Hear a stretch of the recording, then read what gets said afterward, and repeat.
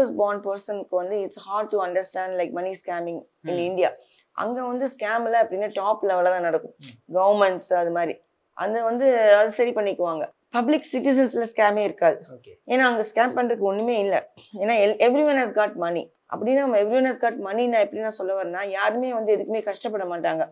ஒரு ரோட்ல வந்து ஒரு பெக்கர்னு சொல்லுவாங்க இங்க, அங்க பெக்கர் ஹோம்லெஸ். அவங்கள பார்த்தீங்கன்னா கூட நீங்க if you try to give money to him, அவங்க என்ன சொல்லுவாங்கன்னா, எனக்கு எது காசு கொடுக்குறேன்னு. அவங்க வந்து it's a choice for them.